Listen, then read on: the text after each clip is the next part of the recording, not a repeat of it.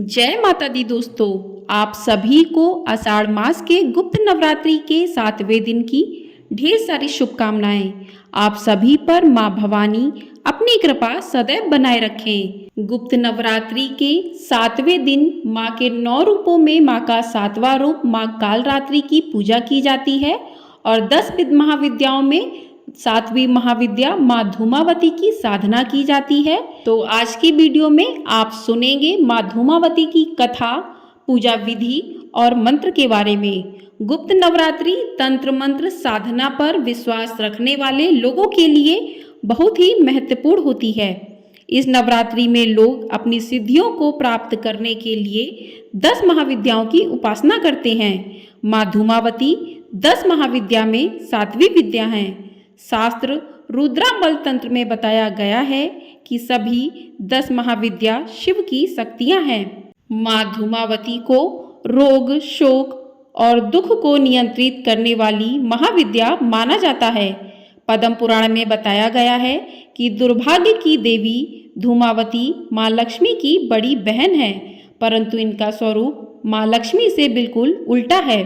शास्त्रों के अनुसार माँ धूमावती पीपल के पेड़ में निवास करती हैं। मान्यताओं के अनुसार धूमावती को दरिद्रता, अलक्ष्मी और ज्येष्ठा के नाम से भी जाना जाता है। पौराणिक मान्यताओं के अनुसार पाप, आलस्य, गरीबी, दुख और कुरूपता पर माँ धूमावती का आधिपत्य रहता है।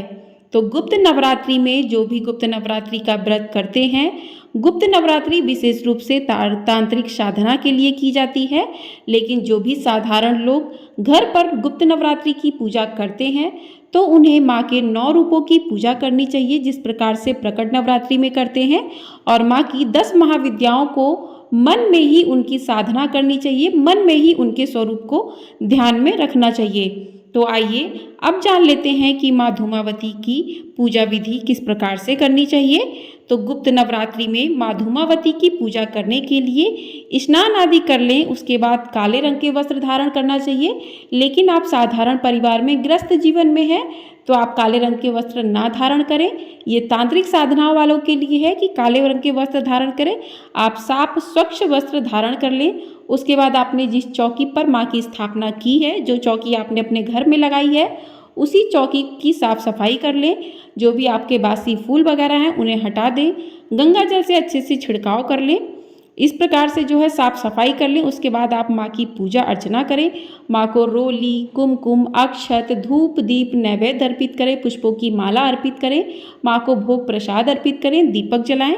और दुर्गा सप्तशती का आप पाठ कर सकते हैं। पूजा करते समय आप दुर्गा चालीसा का पाठ कर सकते हैं और धूमावती की कथा को भी अवश्य सुनना चाहिए पूजा करते समय। तो आप पूजा कर रहे हैं तो माँ कालरात्रि की पूजा करें और आप माँ धूमावती के स्वरूप को ध्यान में रखते हुए उनके स्वरूप का ध्यान कर सकते हैं। तो माँ का स्वरूप कैसा है? माँ धूमावती कौवे पर सवार रहती है और यह मनुष्य के जीवन से दुख, दुर्भाग्य और दरिद्रता को दूर करती हैं। पंचरात्र के अनुसार उग्र चंडिका, उग्र तारा जैसी उग्रता, भयंकर प्रवृत्ति वाली देवियों को माँ धूमावती ने अपने शरीर में प्रकट किया है। धूमावती देवी का संबंध भूख से होता है। माँ धूमावती ने एक बार क्रोध में आकर अपने पति महादेव का भक्षण कर लिया था। माँ धूमावती की ध्वनि 1000 गीदड़ों के एक साथ चिल्लाने के समान है, जो मनुष्य के मन में भय उत्पन्न कर सकती है। माँ धूमावती का स्वरूप विधवा और उदासीनता का है, इसलिए गृहस्थ और पारिवारिक परिवेश में माँ की पूजा सुहागिन स्त्रियां नहीं करती हैं। तो माँ धूमावती की पूजा सुहागिन स्त्रियों को नहीं करनी चाहिए। देवी के हाथ में सूप दरिद्रता का प्रतीक है और धूम जैसा सफ़ेद रूप शोक का। देवी की सवारी कौवा है और वह एक खुले रथ पर विराजित हैं, जिसे कौवा खींचता है। अपने शोक स्वरूप के बावजूद माँ भक्तों का कल्याण ही करती हैं। देवी का यह स्वरूप रोग और शोक का नाश करने वाला है। तो माँ का ये स्वरूप है। माँ के इस स्वरूप को ध्यान में कर सकते हैं। जो भी तांत्रिक साधना वाले होते हैं वो माँ के स्वरूप की पूजा कर सकते हैं, माँ की पूजा कर सकते हैं। लेकिन गृहस्थ जीवन वालों को और सुहागिन स्त्रियों को माँ की पूजा नहीं करनी चाहिए। आप साधारण तरीके से माँ भवानी, माँ कालरात्रि की पूजा कर सकते हैं। तो इस प्रकार से माँ के स्वरूप को ध्यान में रखकर आप पूजा कर सकते हैं और आप माँ के मंत्रों का जाप भी कर सकते हैं। तो माँ के मंत्र क्या हैं? तो माँ के मंत्र हैं ओम धूम धूम धूमावते फट, धूम धूम धूमामती ठ ठ। इस मंत्र का आप जाप कर सकते हैं रुद्राक्ष की माला से 108 बार, 21 बार या फिर 51 बार। तो इस प्रकार से आप जाप कर सकते हैं।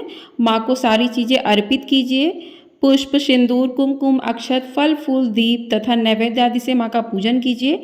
पूजा के पश्चात आप माँ से मनोकामना पूर्ण करने के लिए प्रार्थना कीजिए, क्योंकि माँ धूमावती की कृपा से मनुष्य के समस्त पापों का नाश होता है, दुख दरिद्र दूर होकर मनोवांछित फल की प्राप्ति होती है।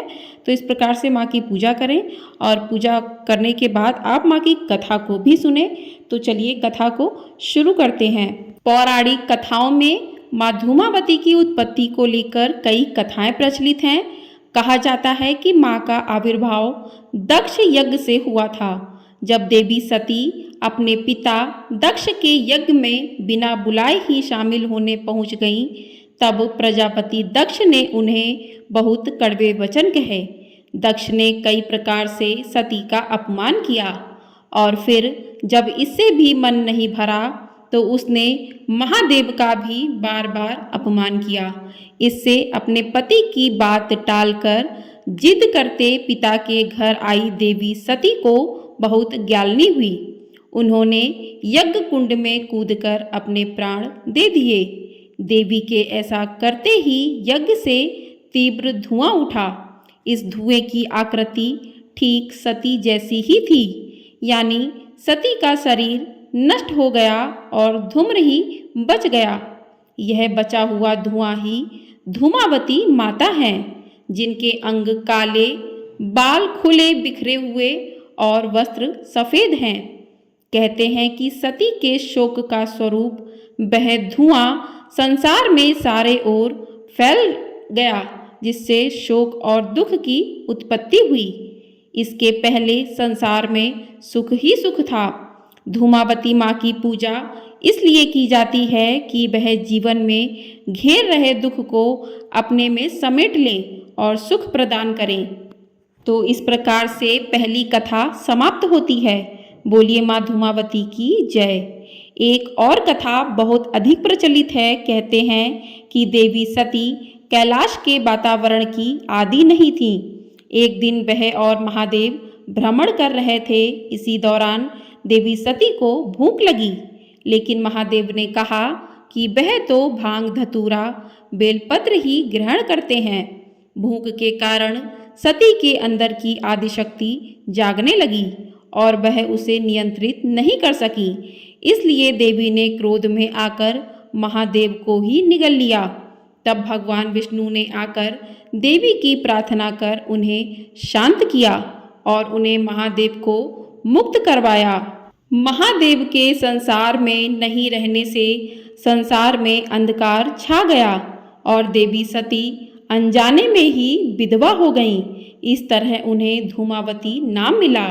गुप्त नवरात्रि के 7वें दिन देवी के स्वरूप की पूजा होती है। अगर आप अपने विरोधियों को परास्त करना चाहते हैं तो उनके विरुद्ध ओम धूम धूम धूमावती फट का जाप करें। हालांकि ये सिद्ध पूजा और साधना कठिन है। ऐसा नहीं है कि मंत्र जाप कर लिया और फल मिल गया। इसे पूरे विधि विधान के साथ करना होता है। इस मंत्र का जाप शुभ कर्मों के फल के लिए भी किया जा सकता है और सफलता पाई जा सकती है। बोलिए माँ धूमावती की जय। तो इस प्रकार से माँ धूमावती का प्राकट्य हुआ। तो इस प्रकार से आप माँ की कथा सुने। कथा सुनने के बाद माँ की आरती करें। आरती करने के बाद माँ से प्रार्थना करें कि आपसे पूजा में जो भी गलतियाँ हुई हैं उसके लिए माँ आपको क्षमा करें। इस प्रकार से आपकी पूजा पूर्ण होती है। माँ धूमावती की साधना से आत्मबल का विकास होता है। इस महाविद्या के फल से देवी धूमावती सुक्री के रूप में प्रत्यक्ष प्रकट होकर साधक के सभी रोग, विपत्ति और शत्रुओं का नाश कर देती हैं। प्रबल, महाप्रतापी तथा सिद्ध पुरुष के रूप में उस साधक की ख्याति हो जाती है। माँ धूमावती महाशक्ति स्वयं नियंत्रिका हैं। ऋग्वेद में रात्रि सूक्त में इन्हें सुत्रा कहा गया है, अर्थात ये सुखपूर्वक तारने योग्य हैं। इनके अभाव और संकट को दूर करने वाली माँ कहा गया है। माँ धूमावती का रूप अत्यंत उग्र होता है, लेकिन माँ अपने साधक अपने पुत्र के लिए सौम्य भाव रखती हैं और संतान के लिए कल्याणकारी सिद्ध होती हैं। ऋषि काल में ऋषि दुर्वासा, भृगु और परशुराम आदि की मूल शक्ति माँ धूमावती थी। माँ की कृपा से सभी पापों का नाश होता है और सभी मनोरथ सिद्ध हो जाते हैं। माँ धूमावती का कोई स्वामी नहीं है। शिव के 10 प्रमुख रुद्र अवतारों में सातवां अवतार धूमवान नाम से विख्यात है। इस अवतार की शक्ति को देवी धूमावती माना जाता है।